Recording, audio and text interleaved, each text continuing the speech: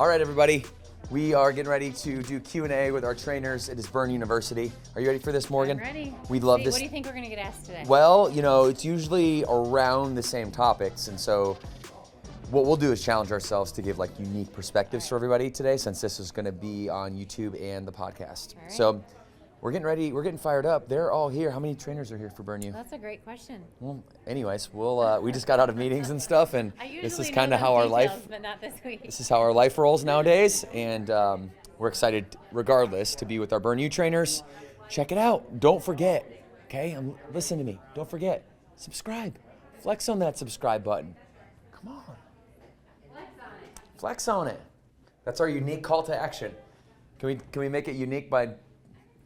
I mean, that makes sense, right? Flex it, smash it. They might be in there already. Ready? Just grab one, bro. It's your kitchen. Yeah, be like, get your Buckeyes on my I'll fridge. buy them. No, that's not what I'm going to say. I owe someone a Buckeye. Hey, HQ team, whoever's Buckeyes these are, I owe you one. But I'm starving right now. Here we are. Let's make sure that we follow this up and that there actually becomes another. You know there will be, okay? I'm the follow-through queen. Well, since you took it, can I have a bite? That way I don't have to be responsible for it. What's up, guys? Hey, what's up, everyone? I just stole somebody's Buckeye. Yeah, well, hi, I'm Devin. Ashley. What's up, Ashley? How are you? Hi, Hey, Ashley. what's I'm up? Morgan. How are you, Sarah? Sarah, What's up? I'm nice to Devin. meet you. Nice to meet you. What, Dre? Dre, nice to meet you, Dre. Carrie. Carrie, nice to meet you. Hi, Krista. Hi, Krista. Hi. Krista. Krista. Nice to meet you. 2019, 18. Oh, we need some lighting in here. Need some lights on.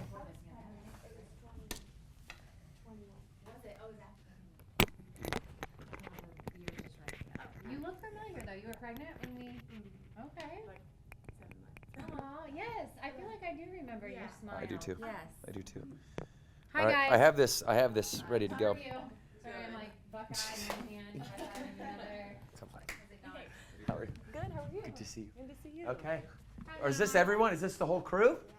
Excellent, excellent. Well, you guys, Morgan and I are excited to take some time to hang with you. Hopefully you have some questions prepared or just some things that you'd like to know, because, are you turning that on? Yeah, I'm turning it off. Oh, okay. Because we want to serve you, and we want to be able to, we've been here since day one, and, who's just getting started? Who's less than 6 months? 1 year. Right. 1 year. Okay. And then everybody else over a year? Well, so you're not green at this point, right? And so we can go as deep as we need to with the things that you got, whatever gaps that you feel like you have, or maybe there's some uncertainty or a lack of clarity in some realm of the business. If it's not with the business, then maybe it's within how your personal life and your personality interacts with the business, and maybe there's been some challenges that you've had over the past, 6 months or a year that, we can help address. So at the end of the day, we just want to serve you, and we first of all want to thank you all for being here. I know, like, literally you could be anywhere else doing anything, with your valuable time, but you're here spending it with us and with this knucklehead right here. And we love Luke, and he's here to pour into you guys as well. And so Luke, thank you for being here. And with that being said, we're here to move the needle for you. So don't be afraid to ask. One thing that I learned early on is leaders ask questions, and if you are a true innate leader, then you're also by byproduct of that curious. You ask a lot of questions. So Morgan, anything that you'd like to say to the group before we get started? I mean, I think you covered most of it, but we're excited to have you guys here. Who all is upstairs? Because I know I saw most of you. Are you guys all upstairs, or did we? We're two at Belmont. Belmont, yeah. Who's at Belmont? Exciting. That's awesome. You guys are in good hands over there, too. So, no, but really, this is an open Q&A. So anything from, I'm sure you guys have heard maybe some of our trainer talks in the past, anything from motherhood to balancing life to how do I challenge my members more? How do I get better results? How do I grow my membership? So anything in between, we're here to answer those questions. So we'll give you the microphone. Is that correct, Isaiah? Y'all just repeat the question. Oh, we'll repeat the questions. Okay, so who wants to start? Anybody? Anybody come loaded? Good questions. I've been prepping them all day. Okay, Okay. please. Okay. What are you looking for when you get for the VIBOs for like head trainer trainer, like newbie trainer? Like what are you looking for, like out of those, like aspect wise? That's a great question. So what are we looking for when we award VIBO awards at the summit? So Very important burn overachiever. There we go. Yeah, so that's what that stands for.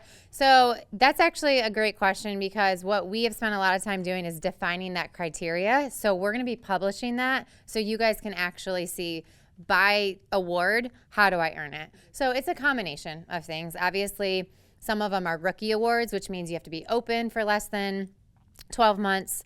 Some of them are very data driven. We try to get as big on the data as we can because it's so hard for us at HQ to know everybody, see everybody, and be able to, reward them. So we don't want to miss anyone, or we don't want it to be like any bias. So we have really looked at, in that criteria, what are the data points that we can look at? And then from there, what we're going to be doing new this year is sending a survey to like a franchise partner to say, tell us all about your trainer, because your location came up on this list because of the data points, and tell us as much as you can, almost like a nomination. So then now we have stuff that we can review that's more tangible and not just our opinions or what we may or may not see on social media. So I know that wasn't specific to the actual award, but all of that information is coming out because we do hear how important it is. Like, you guys want those awards, you want to be able to achieve them, but you got to know how to get there. Yeah. So that will be coming out. Can I see? Yeah. So I have a question back for you. Which one are you really eyeing? Well, like obviously, like I'm with Becky Patterson. Okay. So I have like a backbone for that, though. But what do you consider like rookie? Like I think this week is actually my first, like, is a year with it. Okay. So would I be considered as a rookie? No. So Likely like, not, because okay. your gym's been open for a while. Because it's hard for us to pull data based on when someone started, because Okay. we have so many trainers in the business. So we're gonna look at the location, and that's like a rookie status. Okay. Yeah. So that's probably the other one. So we'll wait for the criteria to come out, because I think that is a question that we've gotten often is like, hey, how do I qualify for these things? It takes a whole year, and none of the results come on the last day. They all come on like right now, like everything that we have to do now. And I think it's really important that when, as like in general, as an abstract principle, when you're looking at goal orientation, you're going after something, it's always like, well, try to achieve 3 times higher than that, and then you're much more likely to hit that goal. When we go around and we travel from a physical performance standpoint and hang out with members and stuff, I'm getting people to do triple unders in their head, and they are physically doing double unders within the first 10 seconds of me meeting them, and they literally said, hey, help me with a double under. I've been here for 7 years and never been able to do one. And it was all psychological. It was all like, hey, you have the coordination. You can already string it together. So the notion was like, you're just setting your goals too low. You're not going to hit the goal if you actually set it at the goal that you want to hit. You got to shoot for the stars so that if you do fail, and when you likely would do, you'll fall on the clouds and you'll have a safer landing. If you shoot for the clouds, you fall in the cement, and that hurts. And so that's the way I always think about any goal, right? Look at the criteria, triple it, and then go for that. And then on the way there, you'll definitely get it. So Awesome. that's what I try to Great do question. with all of your SAC times when it comes to Friday. And I research everyone so I know who I'm up against. I'm scared of you this time, though. I don't know why. I don't know why. I feel like you're just looking at me like you're going to come eat my lunch. Have you done the SAC? What'd you do it in? What's your time? All right, What yep, was I'm your going to kick time? your butt. Now you're not confident in it. I'm going to kick your You're butt. not going to show your cards? No, you don't know. You just know you finished. Okay. All right. Hey, that's all that matters. Yeah. I don't know. You're kind of scaring me now, too, with that positive encouragement up there. Along with the awards, though, like what is the official time frame? Like, Yeah. what- Yeah, so our qualifying year, so the time frame with the VIBO eligibility is hang on, June 1st through May 31st. So basically we end it at this May 31st, we'll look at the last 12 months. And then Summit will be in July this year, but then we're looking at it from like the last 12 months. Does that make sense? Yeah. June through May. Okay, what else? Can I ask about transformation stories? So how do you encourage your members to want to share their transformation story, and then tips on how to celebrate and kind of help be there as they go through that? Yeah, that's a great question. So how do we encourage our members to share their transformation stories? I think it starts with us being vulnerable and sharing our stories.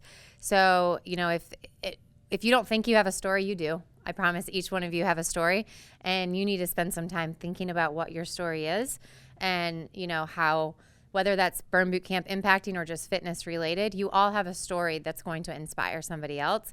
And a lot of the times we don't share that because maybe we think that it's not good enough, or maybe we don't want to show any signs of vulnerability or weakness, but that's going to be your guys' greatest superpower as personal trainers, being able to impact people and being able to be relatable to all of your members that are walking through the door. So I think that's just my first tip. Number one is sharing your story and having that courage, and that's going to give other people courage to share theirs.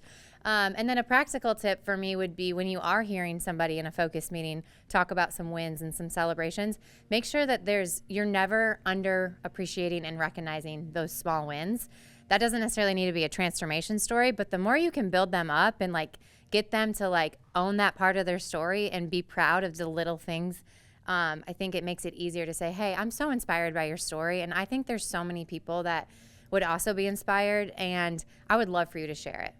You know, and it's just asking, and some people are going to say no. I mean, I'm sure Devan's going to give some really some better tips probably than I do, but there's going to be people that say no because either A, they're scared, they don't have that vulnerability yet, they don't have that courage yet, okay, but we don't give up, and we also want to be respectful of people's, you know, privacy, but at the same time, the more that you can acknowledge their own stories, whether that's privately or publicly, the better it is anyways, right? So it's not always just what gets printed on the wall. It's letting them tell that to you, and you acknowledging that story is going to give them hopefully the motivation to say, who else can I touch now?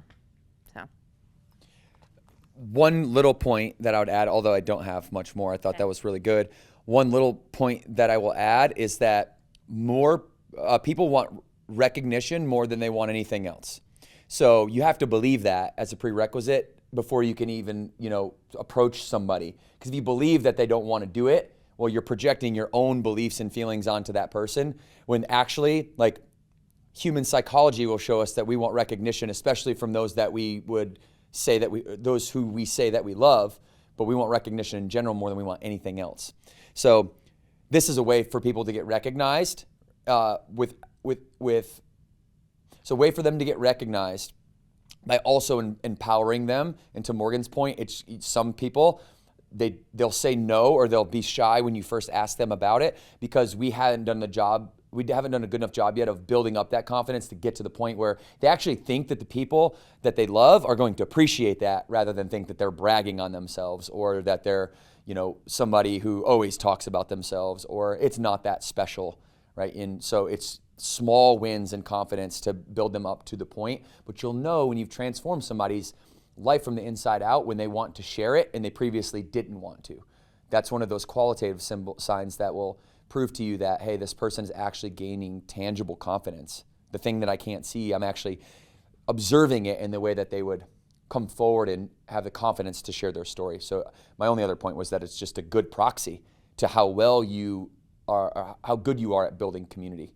The amount of people that want to outwardly share their stories, which is why we put them on the wall in the first place. Because we know if we can get 100 stories on the wall as fast as we can locally from your community, that is now a trophy that and we go into gyms all the time, and I'm sure you guys do too, where members, they'll show you their transformation journey. Maybe those of you that were new and walked into the gym for the first couple weeks and started building rapport with a couple people, they said, hey, come here, I got to show you what I've been doing, right? And now they're on the wall.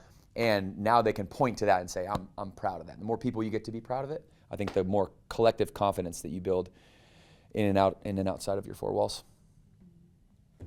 Helpful? Those are so important though, right? Like, never assume that anybody doesn't want to share. Just not confident enough, like she said, yet. All right, what's next? What do you think the most common mistake you see? Am I messing with this too much? Or that you constantly see in a trainer that's a good trainer, but it's holding them back from being a great trainer? That is a great question. So what do I commonly see that from a trainer with great intentions who underachieves those intentions? it's very obvious to me that those that are in that scenario believe that being nice is better than being intense. And secondarily, that nice and intense are like, how would you say, mutually exclusive. Yeah. Like you can be a nice, kind human being, and I can also look at you and be like, 4 more, right? And I think that's the number one answer. Intensity is everything. I mean, as a trainer, made a video the other day where I was talking about, with the Wisconsin trainers, just about certifications, because they're super interested in certifications. And I'm all about getting the best credentials on the planet, don't get me wrong, but members don't care about that. Yeah, what they want is for you to push them beyond something that they, push them beyond a point that they'd push themselves, demand more out of them than they'd demand for themselves. And, think about if you were an athlete. Who in here was an athlete? Anybody with okay, all of us? Great. It's a great analogy then. Who's your favorite coaches? The ones that pushed you the hardest and demanded more, or the ones that were like super nice and just like cool to be around and like one of the boys or one of the girls? It's the person that demanded more out of you. You might not like them as much as you'd like the person that you might want to go have a drink with, but you respect them more. And our job isn't to be friends with our members, although we are friendly. Our job is to create an authoritarian relationship where what we say goes, right, in the gym, because you've entrusted us by paying a membership, getting in your car, bringing your children, driving here, walking under the sign, right? You've done all of these things to tell me that, hey, you've gone over barriers to even get here. I feel personally now and morally obligated to be able to deliver you a service, not only that you're paying for, but one that's 3 times better than what you're paying for, so that when it comes time to, look at your expenses in your life, my membership and our relationship is never going to make that list because I can provide so much value. And it all starts with the intensity. And intensity, again, is relative. Somebody that's 320 pounds in their decondition and never worked out a day in their life doesn't get the same intensity as I would give you if you came in. And I also wouldn't give you the same intensity when you were 7 months pregnant. Last time we saw you, right? Something like that. Was it 7 months you said? We wouldn't give you the same intensity then. So, people go through different phases in their life, and there's different people, and intensity is then relative to that person. And that's where you can go back to your books and you can look at RPE. Who remembers RPE from their books? Rate of perceived exertion, personal trainer 101. And that's why that exists, because that scale is the intensity scale, right? The perceived exertion is, so if we're getting people out of 10 out of 10 out of 10 out of 10 all the time, and we're constantly demanding more than they demand out of themselves, they're going to hate coming, but when they leave, they're going to commit to coming back again. That's usually the pattern, because you get addicted to those things that are good for you, even though sometimes they might be painful. Yeah, but you'll get addicted to those. So like I always tell people, we're going to be addicted to something. And I grew up having parents that were addicted to all the wrong things and saw what not to do. But you're going to be addicted and obsessed with something, and it might as well be yourself and your fitness and your health, because that's the main source of your energy. And if we don't have our health, we don't have our energy. If we don't have our energy, we don't have anything, period. Career, job, relationship, children, whatever. So intensity over everything is the way that I think about it. That's 100% my answer. Yeah. They're so afraid to, I see trainers that just care so much. They want to do it, but then they're afraid to push somebody. And that's what's holding them back. Be like, Devan and I will come in and train a camp, and people will be like, that was amazing. Like, why am I not getting that every camp? That's a problem, Don't let me come to your gym and I'll show you up, because I'm going to try when I get there. I'm going to try to be so hard when I get there. Don't let me be light years away from the intensity. And I don't want to do that on purpose, but I want to come in and set the standard when I come visit your gyms. And so I'm always going to try a little bit extra to kind of outdo our trainers. And a lot of times, if you have the right psychology, that's inspiring, right? Because you see it and you're like, shit, okay, I got to take my game up one notch as well. Yep. Good question. I would love to hear your thoughts on how you handle a member that is difficult, particularly when you're recognizing that every member is coming in with their own stuff going on outside the gym, and you want to be sensitive to that, but also protecting the community that you're building within your walls. Do you want to start? Unless you got something right off the top. I do. I love this one. First of all, training is a craft for me, and I think it's a far underappreciated craft. And the more and more we ask articulate questions like this, the more and more that we come together as, what I visualize as like the front lines of health. The more we do this, you guys, the more respected this craft is going to become, and this organization will be at the helm of it. So great question, because it goes beyond the physical nature of it, and it starts to deal with mental and emotional psychology, which is required. It's required for you to be the best of the best of the best. It's required to you. What is tickling me? What I do? What question? First, Oh. how do you handle difficult? What was the question? Oh, so how do you handle difficult people as a trainer? And I think it's a great question because of all those things I just said. Well, the way you handle difficult people as a trainer is two things. Realize 1 out of every 1,000 we'll call her Impossible Patty. 1 out of every 1,000, okay? Sometimes, and I won't mention names, but I've had one member in all my time training who literally refused to do the things that I would ask them to do.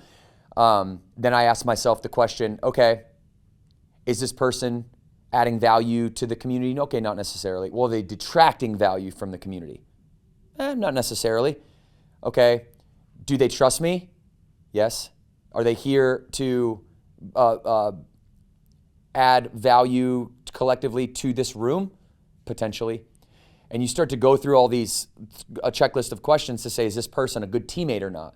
If they're a bad teammate, and like the lady that I had to fire for telling somebody in front of them who was 320 pounds deconditioned that they were moving too slow and they were ruining their workout, and repeatedly had to pull her aside and have side conversations and all these things. Well, I ended up firing that member, right, and just giving her money back and saying, you're no longer welcome here, because that's not the attitude, that this organization is known for and that we want to carry. If you have a detractor, you do that. If you don't, just leave her alone. It's 1 out of 1,000 people. If they don't want to work as hard as you want them to work, remember, this is about their vision, their goals, their motivation, and why they are here at the end of the day. It's about threading what they want through their workout, not necessarily what you want for them. Is that, if you follow me? So as long as they're not a detractor and they're not adding negative energy to the room, and they're generally speaking a good teammate, let Impossible Patty, who's really stubborn, let her do her thing, as long as you've done the following. 2 questions. Do you trust me? Are you willing to show yourself how strong you really are? And if there's not a willingness, then there's nothing that you're going to be able to do to make somebody do something they don't want to do. Who has children in the room? Have you ever tried to force feed your children? Does not work. They will not swallow it. And you'll hit them in the face with it, and they just won't do it. It's because you can't get human beings, even 3-year-olds, to do something that they don't want to do. And now you add a little stubborn, possibly a little narcissistic attitude in there. And, maybe Impossible Patty, once in every 1,000, isn't taking away from the gym, can kind of be left on her own. But otherwise, but you need to exhaust that. Right? Do you trust me? And are you willing to show yourself how hard you can work? Repeat it and often. Ask those 2 questions often, and hopefully one day you'll break through. I think that it is a fine balance. Obviously, I don't know the exact examples that you're thinking in your mind, but like Devan said, there's a community to protect, right? And there's a culture and an atmosphere that you need to maintain in your gym. So if you identify that person as a detractor, then you need to address it, and you need to have that conversation, and you have to understand that we have standards, of what that energy needs to look like in here. So I think that's obviously a question, like Devan walked us through, that you have to ask yourself. But a lot of times people just don't know how to communicate. So I would approach her, I would have a focus meeting with her and say, hey, I just really want to connect on a couple of things, and just listen. Start with a conversation with how are things going for you, And a lot of times people just want to be heard, and they don't know how to communicate that in certain settings. But when you get them one-on-one and you're opening yourself up to let them talk and be heard, a lot of things will come out on the table. And that's just one way that you can start that conversation to make sure that they're not that detractor. So you be the bigger person and sit down and say, hey, I'm so grateful that you're part of this, community, but I've observed these behaviors. And so I just want to hear, like, what is it that's bothering you, or how can I help support you better? Because we do have a standard to maintain here and a culture to maintain here in this gym, and it's my job as the trainer to protect that. And we want you to continue, but these are the things that are coming up, stuff like that. So, okay. We love you if your name's Patty, by the way. I didn't mean to make that sound like a negative thing. It's not, just a persona. Well, it's better than Karen, right? Yeah. I mean, Karen gets a bad rap. Yeah. So. Okay, what else, guys? What's your favorite camp to take and your favorite camp to train? My favorite camp to take is definitely athletic conditioning. My favorite camp to program, because I know that at the end of it, all souls on the floor are officially snatched, is leg day, plyometric combo. If you give me like heavy backloaded back squats and low rep count and lunges, and then you superset that with some jump squats and some jump lunges, that to me is like that's when my legs get like the most fired up, and that's when I hate it the worst. And I'm mean when I program, so I like to just make it gnarly. Gnarly. What's your favorite camp? Athletic conditioning to take, and then to program and write would be plyometric leg day superset. Yeah. My most favorite camp to take is either athletic conditioning. My least favorite is arm day. You didn't ask about the least favorite, but my least favorite to train is arm day or burst, because I feel like I'm constantly on the mic telling people the time. But otherwise, I like all camps to train. What about you? My favorite to take is speed and agility, and my least favorite, well, you didn't ask this. Yeah, no, sorry, I threw us off there. But I would say probably burst training, because Yeah. I feel like all you have time is for Yeah. cues. Yeah. But then my favorite to train would be probably athletic conditioning or speed and agility. Yeah, because the energy's different in the room. Yeah, I agree. I'll ask the room a question. Let me see. Yeah. I'll ask the room a question. So, what is a known gap from where you are to where you want to be? We'll start with you. A known gap Mhm. where I am. If you don't want to go now, you can pass, and I'll come back to you. A known gap from where you are right now to where you want to be.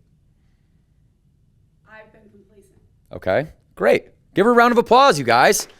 Seriously, how many people could you ask that question to and they hit it on the head right away? Okay, so you've been thinking about it. Yeah. What does complacency mean to you? I got comfortable. Okay, getting comfortable. Yeah. Okay, And I was learning and growing and developing, but not at a pace that's going to drive success. okay, all right. And you're here hoping to get to that pace. Yeah. Okay, do you feel like you've made some strides there so far this week? Yes. Okay. So what happens to your community when you are more consistent, when you show up all the time, when you aren't complacent, when you're not comfortable? So complacency, how does it get you further away from that? Because it's not driving that. Right. By the very nature of the word, you're kind of staying in one spot, right? So we need progression and we need to move forward. All right. Now we're getting down to the essence of the question, right? From where you're at to where you want to be, where are those specific gaps that you know you're going to need to fill these things if I want to be a leader of a big fitness community that gives me more money than I could ever need? You're going to have to go from where you're at now to where you need to be. There's going to be some quantitative things in there that I suggest that you would pull forward as measurements. That way you can measure the milestones. And then now you have a pathway to progress. It's not like a tightrope from this mountain peak to that mountain peak that's like super scary and the wind's like whipping across the valley. It's just a step. And then I'm on solid ground. And then I step again and I'm on solid ground. So think about that. And you have to answer that right now, but that's what I want that's what I want all of you to think about, that is that pathway. If you don't have a place that you're designing, you're going to end up somewhere in 5 years, and it's going to be a place you didn't design, and it's going to be a place likely if you didn't design it that you're not going to be happy with. And so the question isn't, are you going to be somewhere? It's where you're going to be. And that's the question that we need to answer to get who's ever felt complacent in their life. We feel complacent because, and it's not laziness, it's that you're not challenged. You're probably not challenged enough. Not challenging yourself enough, right? I love this. So you have a lot of things that you can, now you quantify challenge. What does challenging myself mean personally to me? Oh, maybe like let's spitball. Maybe that means 6 workouts a week every week, regardless of how busy my life is, right? Well, I'm sure you're a very busy person. Maybe it's something like that, right? Or there's some type of quantitative metrics, and I like to visualize it in steps of 5. From where I'm at to where I want to be, what's that next milestone? Like what's that next mountain peak that I want to be at? What's 5 steps for me to get from where I'm at to where I want to be? And if you don't have a structured thought process like that, well then it's going to be very difficult for you to navigate life. It's going to be very difficult for you to, if you don't know what you're looking for, you're not going to find it, right? Have you heard whatever you focus on, you'll find. Wherever you focus, that's where your energy flows. That's where your energy goes. So my suggestion would be take that, keep following this kind of unpacking of that question. Set yourself, hey, here's where I am today, here's where I want to be, and then here's 5 quantitative moves that get me from here to there. Anybody else have something that they're struggling with right now that they wanted to bring forward? Why are you here? You're not going to ask me questions. I'm going to ask you questions. I'm curious. I asked you the question, how to become a great trainer, because I feel confident that I'm a good trainer, but I am known as Sweet Sarah, not necessarily easy, but sweet. Okay. And so it's intensity. I need to be more intense. Yeah. I'll let you do this one. We'll start this way.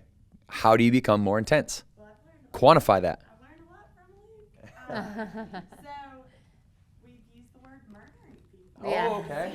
You're not comfortable with that word, are you? You don't like even saying that out loud, do you? Do you know why, by the way, that's why we use those terminologies? Like I say murder. Crushing snatch souls. your souls. I say these things because they're uncomfortable to even say out loud. Yeah. Right? But like if you can't say it out loud with like conviction, then you definitely can't do Or it. without putting quotes. Murder. Yeah. You know? Or a Yeah. smile. Yeah. Yeah. What did you ask? Well, you were saying that that's what's stopping you from getting to where you need to go because you're light. Like, I feel like I challenged people, but like I was not, like, my very first camp, they were starting to fail with their failure, and I was like, here's the 12s instead of the 15s, Mm-hmm. instead of like spotting them and making them go Yeah. until they're at total burnout. Yeah. So that's definitely some an example that I plan on taking back Yeah. to Brentwood with me. Yeah. So one thing I'll just like offer up as advice. I don't know if Luke has mentioned this, but you have to like have a persona that's Sarah on the floor and that's Sarah off the floor. Like when I was a trainer, I was No Mercy Morgan, but I wasn't No Mercy Morgan off the floor, right? So the minute I stepped off that floating floor and 45 minutes was over, I became like the nice Morgan again. And so, and tons of people have like those nicknames across Burn Nation. So you got to step into that, right? It's about that command, and it's that minute you just, what do you call it? Like you step on stage, you're Superman. You're Superman, like you get your cape out and you, whatever persona that is for you. And just remember that you're not like hurting feelings because you're telling people, like you might hurt somebody's feelings off the floor if you're rude and disrespectful, but on the floor, that's what they paid you to do, right? And so I think just focus on that, like for the rest of the week. Who do I want to be when I'm on the floor? And picture who that Sarah is, and go back next week and step on the floor and give yourself permission to be that next version of yourself. And it's a little extreme and goofy sometimes, and you're going to feel a little bit out of place. But that's the persona you need to step into when you've got the mic on your head. Like an advantage because I'm literally at a brand agent. So Wonderful. They don't know any different. Yeah. Yeah. We trained together in, Nolensville. don't tell me, Oh, I Nolensville. I remember. And my feedback there was that you were like a sniper, but you were also too sweet, right? So it's like don't lose the sweetness, just add more spice to it. That's it. Spicy Sarah. Spicy Sarah. Spicy Sarah. They're sweet, and they're spicy. There you go. There's your 2 personas. Who am I getting today? Right? Who am I getting every time you step on that floor? Like, bring that spice, bring that heat. Yeah. I do that every time, by the way. If I step on the floor, you'll see me. I'll go to the mic. I'll go to where the the music setup is, and depending on what gym I'm at, and I'll look for like 30 seconds out the window or like into the wall, and I don't look at anybody. And and Isaiah knows this because he sees me do it. I'm over there and I'm in my head like, yo, you're about to wreck them today. Like, you better bring it. Like, hey, these people came here to see the CEO or the former CEO. They came here to see the person that created this program deliver it, and you better bring it. Because if you don't bring it and you don't make every one of those people unable for the next 6 minutes after camp is over to walk out the door, if they're physically able to get up and walk out the door within 5 minutes after your workout, that was a failure for you. And that will be a failure for them. And that will be a failure for them because they could have worked harder and they didn't. And because they didn't work as hard as they could, then somebody else, they're not as proud of themselves as they could be, and then somebody else in their life who loves them very much is also going to see that. You know what I mean? So it really does matter, and there's a pathology of confidence when you deploy intensity like relentlessly. Anyone else? What are your gaps? I think like similarly to Sarah, I'm naturally an introverted person, and I know how to get into it. Like I know how to move beyond that, but I think I need to get there quicker. It like takes me, I feel like, you know, even Luke was saying this morning, like you gotta like, from the moment you step on the floor, be that extroverted, like big personality. Yeah. Versus like taking a few minutes for it to like Yeah. Yeah, and I mean, practice reps are a real thing, and you don't necessarily want to do practice reps on your members. So what are you doing outside of the gym to help yourself with that? You know, if you just expect every time for something to be different, nothing's ever going to be different. So do the practice reps in the mirror, you know, like do them with, you know, if you're married or whatever, your partner, do like, you know, you have to have repetition. That's what's going to build confidence in you to go step on the floor. You know, get there 30 minutes early and get on the mic and like get all the jitters out, whatever it takes. I've done all of that stuff, by the way. Well, we were literally doing it. We were doing that like last night. I had a speech yeah. this weekend, and every night I'm like doing it in front of him, you know, and I've spoken on stage before. I can't just get up and do it, and like still after all this time, I still have to like prepare myself. So it's all in the preparation. And not just like going through it like kind of lazy, like repeating. Okay, let's do that again. Repeat it. Okay, let's do that again. Repeat it. Okay, like over and over and over to the point where it's like 11 o'clock and I'm just like, hey, yeah, I think like that was the last time because that was pretty good. That was pretty awesome. No, we were wearing it out though, but that's the dedication and the commitment to doing things that you're uncomfortable with. And the more you get comfortable with being uncomfortable, the more uncomfortable is just normal. Yeah. That was a good one, Zay, wasn't it?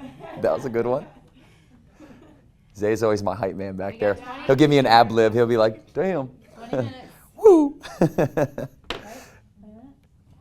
Who else? Did anybody else want to walk through that with me that we did? Any takers?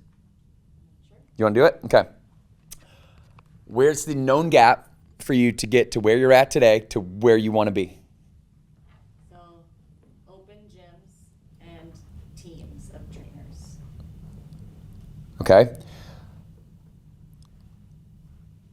How do you personally take responsibility for that? So you said you got to open your gyms and you got to get teams together. Okay, so now what's your personal responsibility in that? To come to burn you.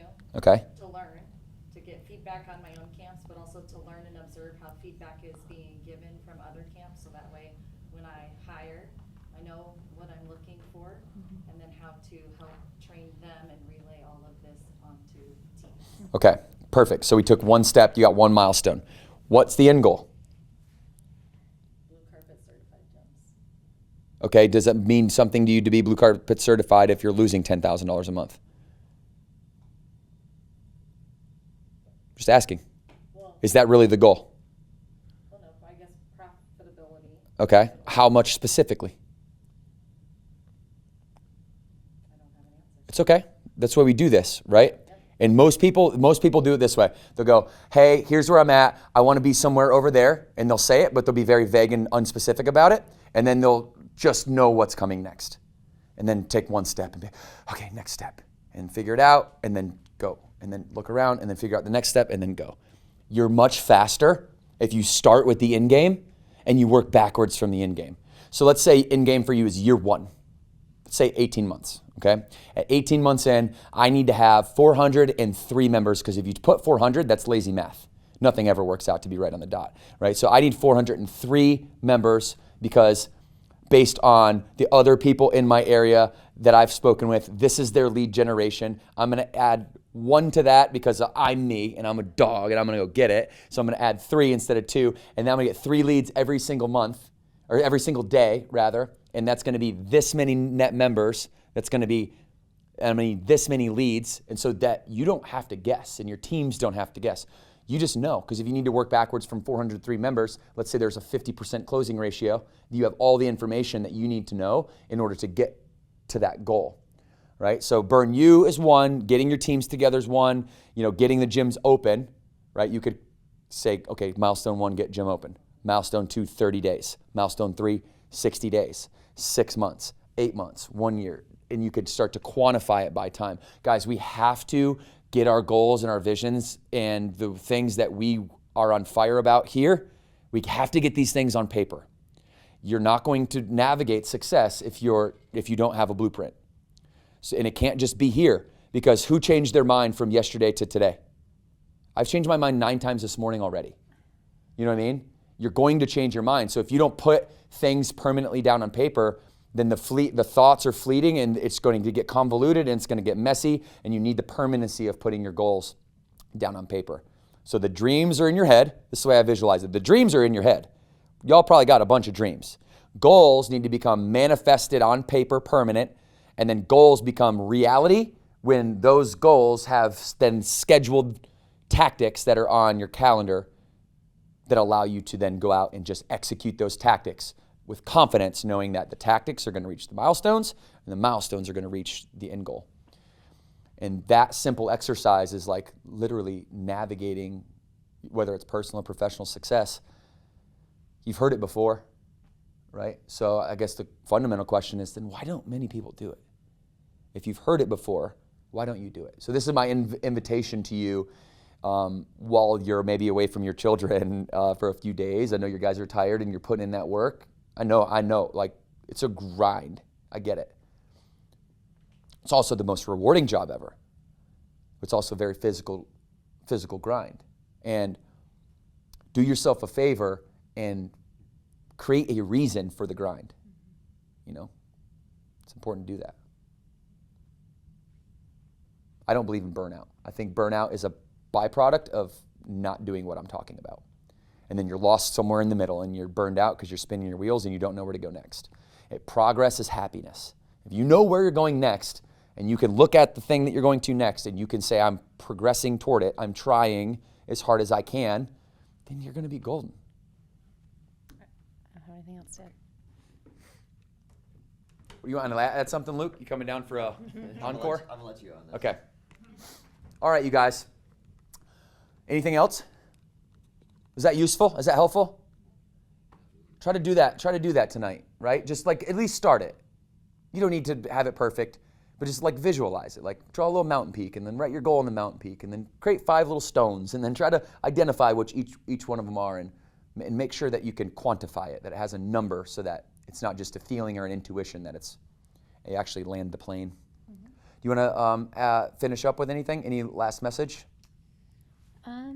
I think, yeah, I'll leave you guys with the message of, like Devan said, it's a lot to process this week. It's a grind, right? You're up early, then you're learning all day, and you're not sleeping in your own bed and all of that fun stuff. But what is today? Tuesday?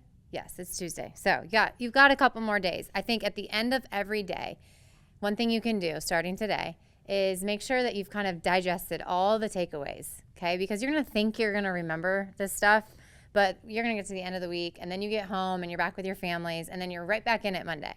So I would just say spend some time tonight, along with like that setting your vision of just what are the biggest takeaways from today that I know I need to go take action on in my gym, whether that means personally, or you want to take that back to your training teams, or you want to take that back to your franchise partner.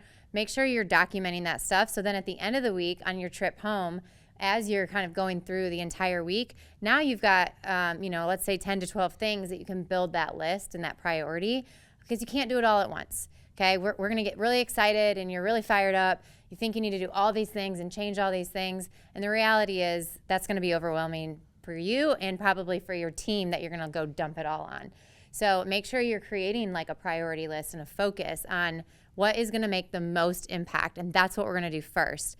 Then you can go back to that list once you feel like you're getting some good traction. So that's just my organizational tip because that's how my brain works. And so use it for what it's worth. But thank you guys for being here. And thanks for being on the podcast. And we are going to end up Can I do it? with 2 claps. 2 claps on 2. 1, 2.